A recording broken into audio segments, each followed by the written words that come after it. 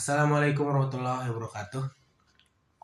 Nama saya Amirul Fikri dari kelas IP 3A, Program Studi Pendidikan Guru Sekolah Dasar, Fakultas Ilmu Pendidikan Universitas Hamzah-Nwadi. Saya akan mempresentasikan pengembangan konsep dasar IPS dosen pengampu, yaitu Bapak Yul Halpian Hadi, MPD. Pertama, latar belakang. Latar belakang mempelajari konsep dasar IPS yaitu termasuk mempelajari tentang hakikat dan karakteristik konsep dasar IPS, sejarah IPS, pengembangan IPS, dan ruang lingkup yang mencakup konsep dasar IPS. Yang pertama, di sini kita akan mempelajari hakikat konsep dasar IPS. Sebelum itu, teman-teman bisa melihat rumusan masalah dan tujuan di sini. Yang pertama, hakikat konsep dasar IPS.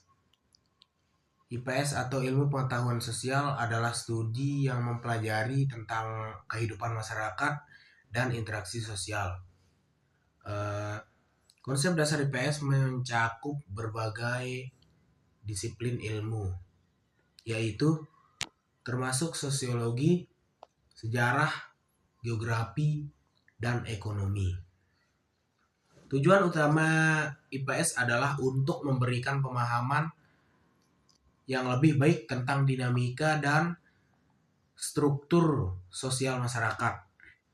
IPS membantu individu memahami dan menganalisis isu-isu di dalam sosial, serta memperkuat keterampilan berpikir kritis. Yang kedua, dimensi IPS. Dimensi dalam pembelajaran IPS dibelajarkan secara terpadu dari 4 kajian, yaitu geografi, ekonomi, sejarah, dan sosiologi melalui pendekatan tema.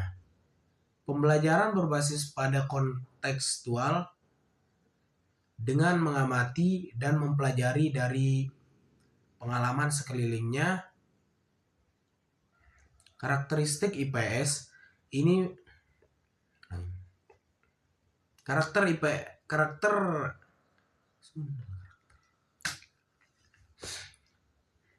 Karakteristik IPS ini mampu mewadahi perkembangan psikologi peserta didik pada usia tersebut, yaitu selalu ingin tahu, berpikir kritis, dan senang bereksplorasi. Biasa itu 2 tahun sampai seterusnya.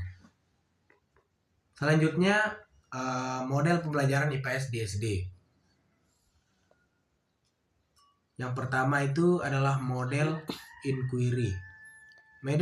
Model inquiry ini adalah salah satu model pembelajaran yang memfokuskan kepada pengembangan kemampuan peserta didik dalam berpikir reflektif, kritis, dan kreatif.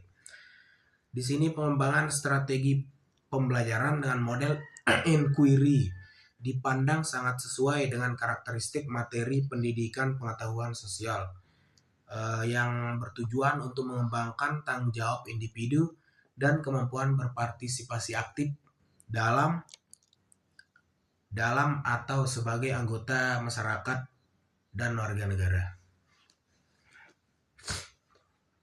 Yang kedua, model pembelajaran VCT atau Value Classification Technique, yaitu salah satu teknik pembelajaran yang dapat memenuhi tujuan pencapaian nilai kepada peserta didik melalui cara rasional dan diterima mereka sebagai milik pribadinya. Yang ketiga, model bermain peta. Di sini keterampilan menggunakan dan menafsirkan peta dan globe merupakan salah satu tujuan penting dalam pembelajaran pengetahuan sosial. Peta dan globe memberikan manfaat, yaitu salah satunya adalah siswa dapat memperoleh gambaran mengenai bentuk, besar, batas-batas suatu daerah.